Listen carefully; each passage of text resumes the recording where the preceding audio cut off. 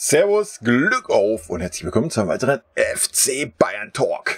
Ja, Leute, herzlich willkommen zum Spiel Champions League Achtelfinale Rückspiel. Wir gegen Paris Saint-Germain. 2:0 gewonnen. Am Ende würde ich sagen, hochverdient. 2:0 gewonnen, hochverdient. In die nächste Runde eingezogen und ja, hochverdient passt eigentlich. Erste Halbzeit, erste halbe Stunde war ziemlich ausgeglichen, wie ich fand. Letzte Viertelstunde waren wir ein bisschen raus, muss man fairerweise sagen. Aber zumindest die letzten 10 Minuten erste Halbzeit haben wir Paris ein bisschen zu viel den Ball überlassen und ein bisschen zu viel Räume gegeben. Da kam Paris besser ins Spiel. Zweite Halbzeit, dann auch die ersten 5 Minuten war eigentlich Paris am Drücker. Und dann haben wir endlich den Fußball gezeigt, den wir sehen wollen. Ne, dann waren wir dominant, waren ruhig, haben gute Aktionen auch hinten gehabt, die wir erste Halbzeit natürlich auch hatten. Da kommen wir dann gleich noch drauf zu sprechen, wenn wir mal auf die einzelnen Spieler drauf eingehen. Aber dann haben wir den Fußball gespielt, den wir spielen können. Ich fand es trotzdem okay, erste Halbzeit, bis auf die letzten 10 Minuten, wo wir ein bisschen zu passiv waren. Ansonsten fand ich es völlig legitim zu sagen, wir weichen mal ein bisschen von unserer Rolle ab. Klar hätte man auch sagen können, komm, wir spielen zu Hause, wir geben gleich Vollgas. Wir pressen wie immer und versuchen 1-2 Tore zu machen. Aber man hat in 1-2 Szenen gesehen, wenn wir das, wenn und aber, weiß man nicht, aber hätten wir das so gespielt und hätten vielleicht den einen oder zwei Konter gefangen, ja, dann wäre es schlecht gewesen. Weil wenn Paris hinten drin stehen kann und wir anrennen müssen, wir Räume anbieten, ist nicht gut. Von daher, wir haben 1:0 Führung im Rücken gehabt. Fand ich es völlig legitim, dass wir so aufgetreten sind, wie wir aufgetreten sind. Ja, fand ich völlig okay. Und ja, zweite Halbzeit war es dann auch an der Zeit, den Sack zuzumachen. Ja, dann, wie gesagt, Paris kam gut auf. Die ersten 5 Minuten fand ich aus der Halbzeit. Aber dann ja, ging Ruck durch die Mannschaft irgendwie und ja, dann hat man Paris die Grenzen aufgezeigt. Ja, man muss auch sagen, dass Paris teilweise halt auch echt nicht ganz fit gewirkt hat, so ab der 60. Minute auch. Hat mich auch ein bisschen gewundert, aber darum soll es auch gar nicht gehen. Wie gesagt, es war hochverdient. Ja, und dass ein Verratti da zweimal den Kimmich macht und bei der kleinsten Berührung sich fallen lässt und einen auf sterbenden Schwan macht und dadurch beide Tore herausgespielt werden. Ich meine, im eigenen 16er, aber wie gesagt, hat der Kimmich bei uns auch schon gemacht. Ne? Also von daher, und auch heute hat der Kimmich 1-2 Sachen gehabt, wo das auch wieder so war, also was auch ein bisschen grenzwertig war, wieder, dass ich jetzt nicht fallen lassen, aber immer nur so wischiwaschi da, so mal, ja, ich stelle mich mal so rein in den Mann, irgendwie ganz wild. Aber da gehen wir gleich mal ein bisschen drauf ein. Wie gesagt, für mich gibt's nichts zu meckern heute. Es gibt auch keinen Spieler, der irgendwie richtig schlecht war. Es gibt ein paar Spieler, die richtig gut waren. Aber ja, 2:0 verdient gewonnen. Da müssen wir nicht drum herum reden. So, wir hauen uns mal die Statistiken rein, bevor wir mal auf die einzelnen Spieler drauf eingehen. Ballbesitz 45:55. Wow, das kann ich eigentlich gar nicht glauben. Ehrlich bin. Ja, erste Halbzeit haben wir ein bisschen weniger Ballbesitz gehabt, also aufgrund der letzten Viertelstunde schon alleine.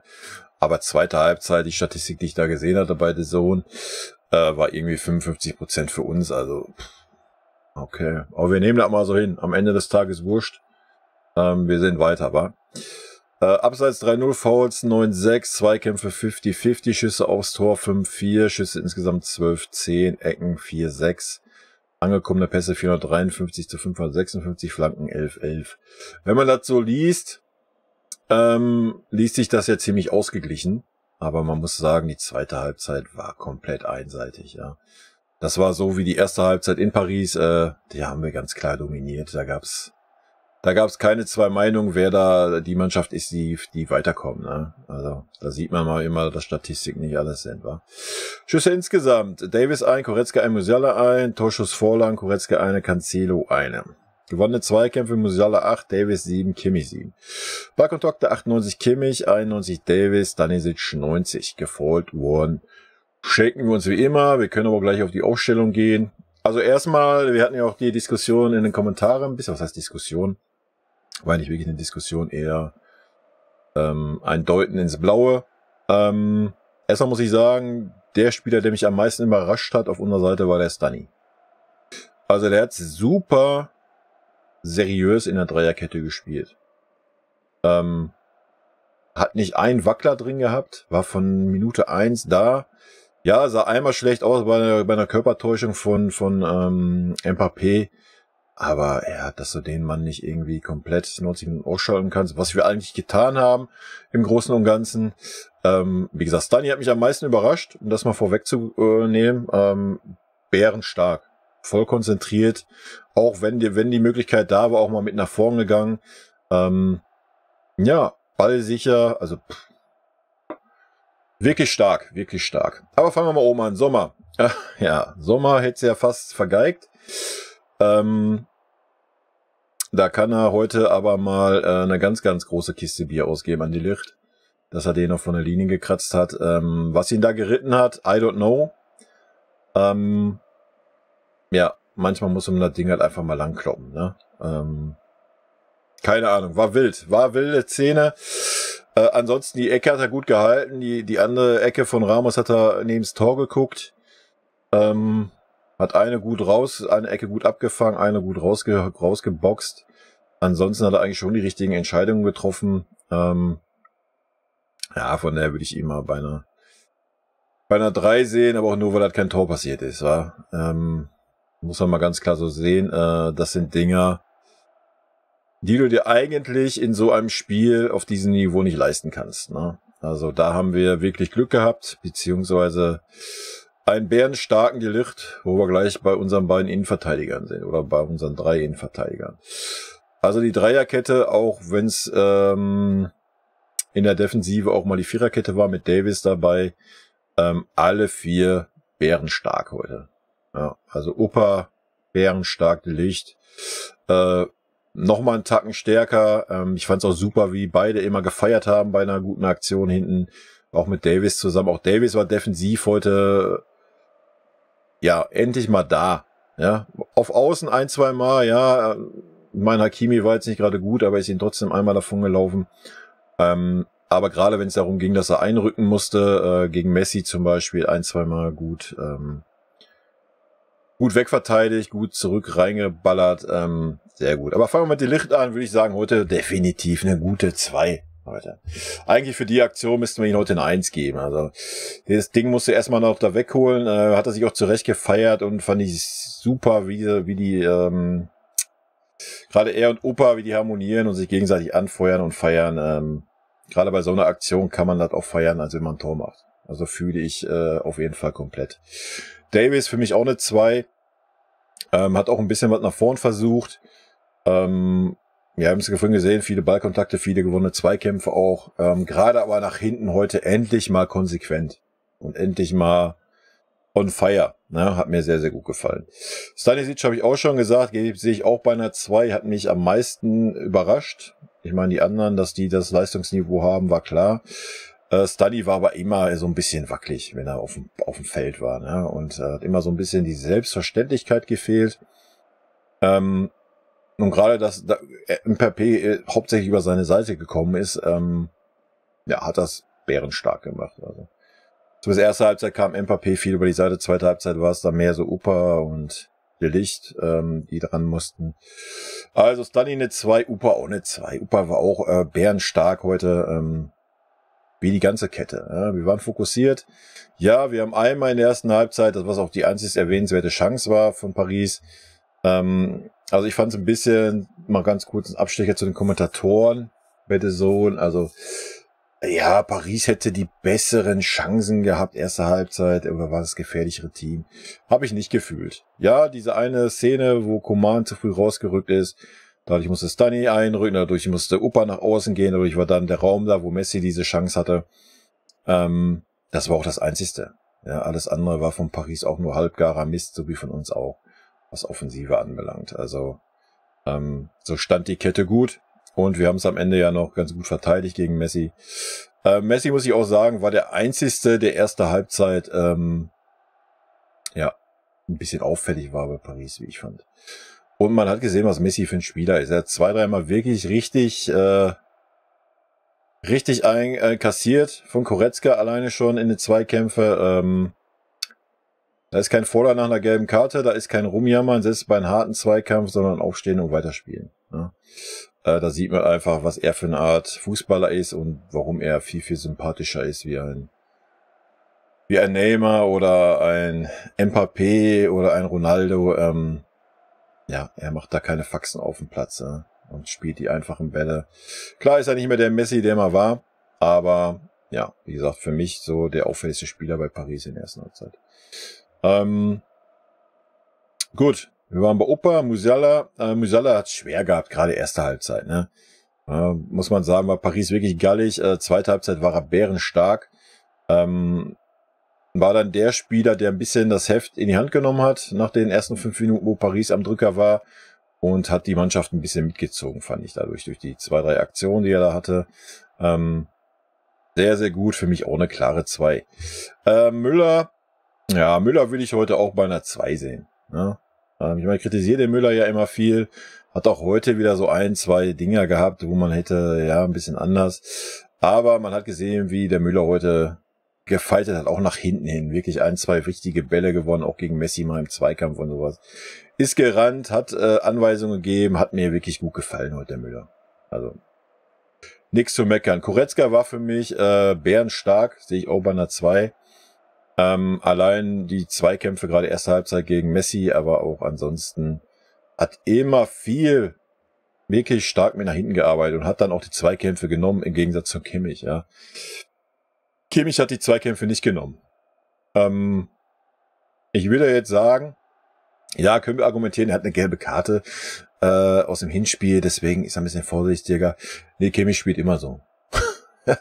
Kimmich nimmt nie die defensiven Zweikämpfe. Kimmich ist immer der Mann, der sich irgendwie hinstellt und dann versucht mal so, ja, ich hab mal den Bein da raus und bla und Sülz. Aber so wirklich in der Mitte, mal in den defensiven Zweikampf mal richtig reinzuballern, siehst du beim Kimmich halt nicht. Und das hat heute ein Goretzka gemacht, der vorm Kimmich gespielt hat. Der hat den Kimmich dann nach hinten hin überlaufen und ist in die Zweikämpfe rein. Gerade erste Halbzeit, wo Paris auch noch eine Ecke stärker war wie in der zweiten Halbzeit. Von daher Goretzka für mich eine klare 2. Coman war heute leider ein bisschen enttäuschend in meinen Augen. Natürlich auch ein bisschen bedingt, dass wir, ja, man hat es ja gesehen, also Coman wurde heute vom Nagelsmann im Zaun gehalten. Ja. Er sollte nicht so offensiv agieren. Wie gesagt, was ich völlig legitim fand, erste Halbzeit. Wie er es gerne möchte. Ja, das hohe Anlaufen und sowas haben wir heute ein bisschen zurückgeschoben, so 20, 30 Meter, bevor wir angelaufen sind. Von daher würde ich Ihnen da gar nicht so den Vorwurf machen, dass er da heute nicht so stechen konnte, hat aber dafür diszipliniert auch hinten mitgearbeitet, war immer anspielbar, hat viel versucht, aber dass er nicht so die auffälligen Aktionen dann hatte, ist auch klar. Von daher sehe ich ihn bei einer guten 3. Kimmich sehe ich auch bei einer 3. Fand ich jetzt den schwächsten Part, da wenn wir jetzt mal so die Defensiven nehmen, mit dem Goretzka dabei, ja, hat die Bälle verteilt und so, aber es war auch viel quer hauptsächlich. Ja, war viel in Bewegung, war anspielbar, war auch 1, 2 Mal wirklich knappe Dinger da, wo unter Druck gesetzt wurde. Ja, hat kein schlechtes Spiel gemacht, deswegen eine 3, aber so der letzte Tacken, also mir hat so ein Goretzka heute halt einfach besser gefallen. Ja, von daher eine 3. Schuppo würde ich auch nur bei einer 3 sehen. Schuppo war heute auch nicht gut, war nicht gut im Spiel, hat vorne mal, ich meine, wir haben wirklich dann 3, 4, 5 lange Bälle mal auf ihn gespielt.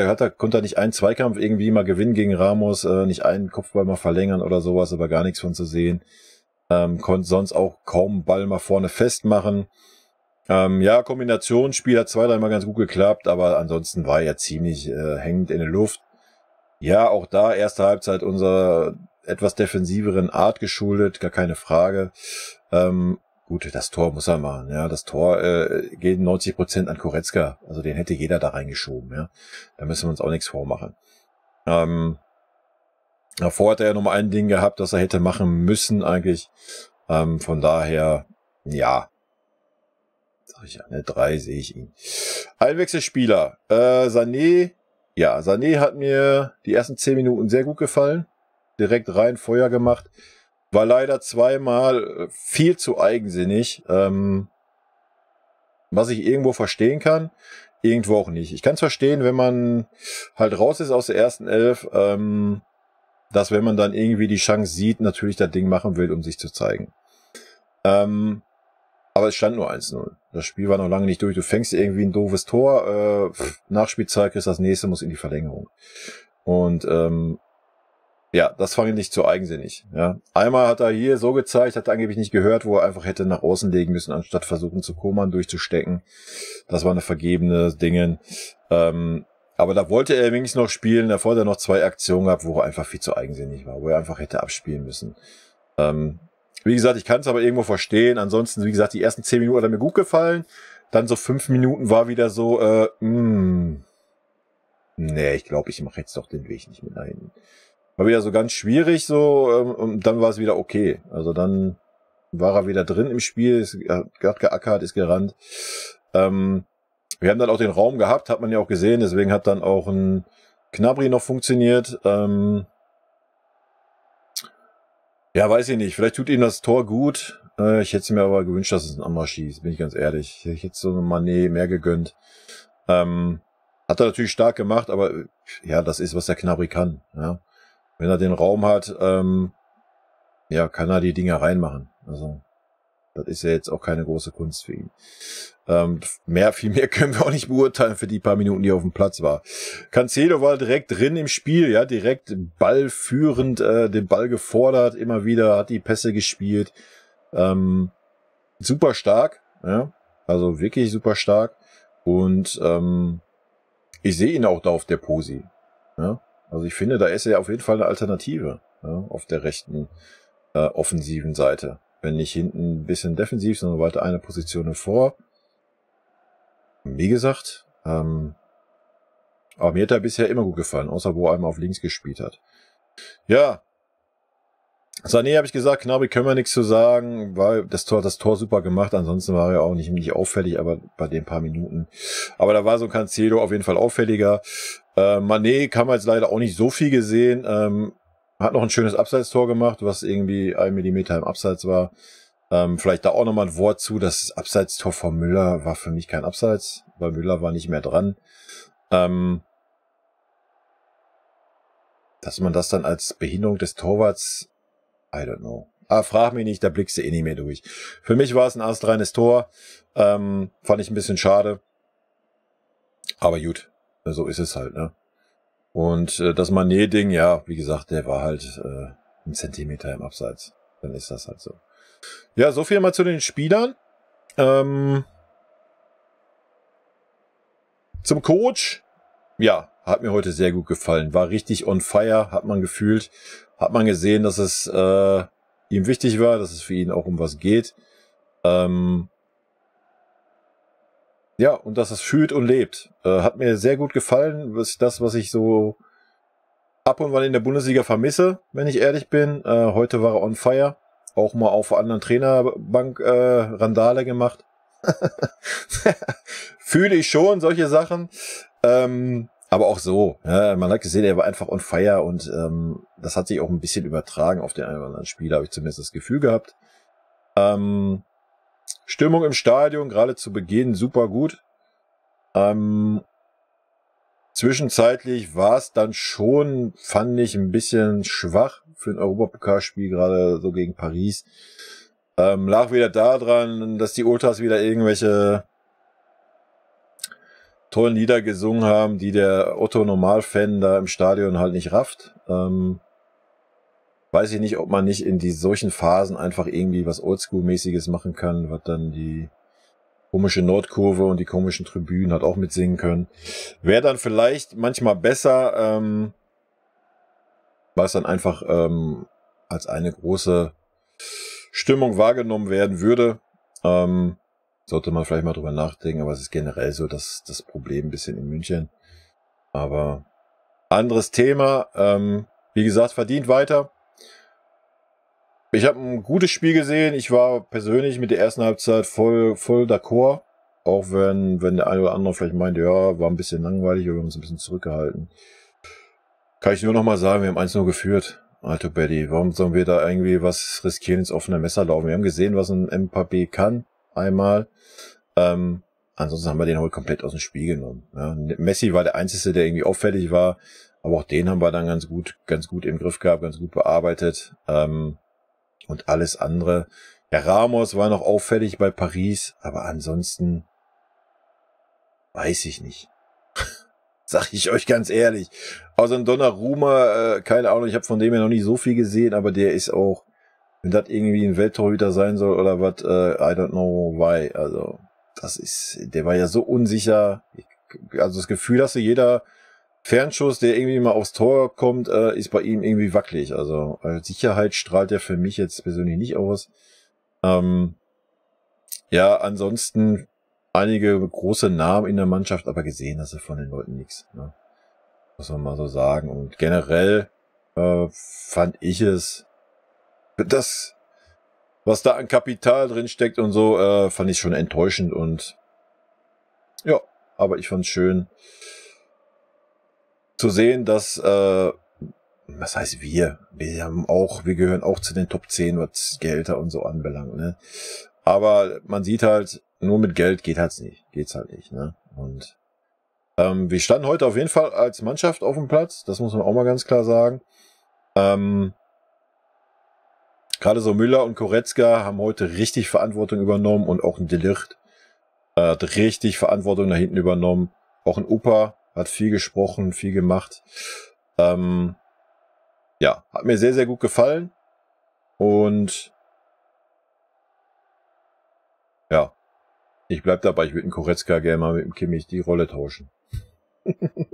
Aber wenn der Goretzka so die weiten Wege macht wie heute, hat man es gesehen, ja, dass es auch geht. Und ich denke, man hat heute gesehen, wenn wir konzentriert sind in der Abwehr, ich meine, wir haben heute einen Mbappé und einen Messi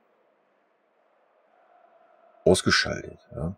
Das muss man halt auch erstmal so hinkriegen. Ja. Also stark, einfach stark. Ja. Und ja, man hat gesehen, erste Halbzeit, wir können auch mal ein bisschen einen Tacken weniger aggressiv oder weniger gallig sein, beziehungsweise erst so ab der Mittellinie oder 10 Meter dahinter anlaufen, nicht direkt vorne drauf.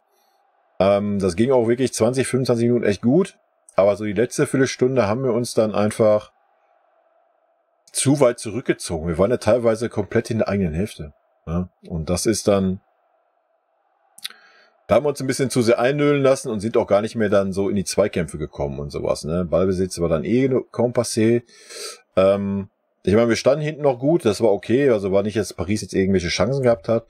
Aber da hat man sie noch aufgebaut vor der Halbzeit. Das hätte man sich noch schenken können. Aber wir haben es dann ja super gemacht nach 5 Minuten in der zweiten Halbzeit. Wodurch, warum? Ich kann es euch nicht sagen. Ja? Also Paris war wirklich stark die ersten 5 Minuten. Und dann war die eine Szene von Musiala außen, wo er durchgeht, wo er die zwei da stehen lässt. Und dann haben nur noch wir gespielt. Also, weiß ich nicht. Das war irgendwie so Schalter, so pupp. Ja, jetzt Vollgas. Zum Glück war es so. Wir sind weiter und ja, auf die Leistung können wir aufbauen. Wäre schön, wenn wir so eine konzentrierte Leistung immer zeigen würden. Aber ja, ich habe es ja schon mal an anderer Stelle thematisiert. Champions League ist halt für den FC Bayern nochmal ein bisschen was Besonderes. Nach 10 deutschen Meisterschaften. Aber in der Bundesliga ist es ja auch spannend mit punktgleichen Dortmundern. Und von daher müssen wir da auch weiter konzentriert sein. Und vielleicht kriegt jetzt ein Gnabry wieder 4 gute Wochen Form, weil er mal ein Tor gemacht hat, wer weiß. Sané hat auch eine ansprechende Leistung gebracht, meines Erachtens nach. Aber ich denke, die Startaufstellung steht für die kommenden Wochen. Ja, also ich denke, die Leute, die wir heute gesehen haben, mal abgesehen vielleicht vom Stunny, dass ein Pavard wiederkommt, obwohl ein Stunny echt stark war. Aber ansonsten denke ich, steht die Startaufstellung. Also ja, Coman macht ein bisschen Sorge. Coman hat angezeigt, er muss wechseln, wieder irgendwas Muskuläres. Ich denke, der wird am Wochenende nicht spielen. Hoffen wir mal, dass nichts Ernstes ist. Das heißt, irgendeiner wird reinrutschen. Ich denke mal, Mané noch nicht am Wochenende. Also kann einer von den beiden Experten reinrutschen. Oder vielleicht auch ein Cancelo, ich weiß es nicht. Wie gesagt, ich würde ihn gerne mal auf der Posi sehen da. Auf rechts außen. Gut, das soll es gewesen sein von mir. Rot-weiße Grüße gehen raus, bleibt gesund. Am 17. ist erst Auslosung, also haben wir noch 9 Tage Zeit. Ja. Ich bin immer dafür lieber was Fettes als wie Benfica, die wieder so auf dem Papier nicht so fett sind, aber ein sehr unbequemer Gegner. Ich bin lieber dafür, so wir kriegen einen Banger, so wie Paris, wo wir hochkonzentriert sein müssen. Ich denke, das würde uns besser zu Gesicht stehen, als irgendwie so ein kleiner Underdog, wenn man jetzt Benfica wirklich als Underdog bezeichnen will. Gut,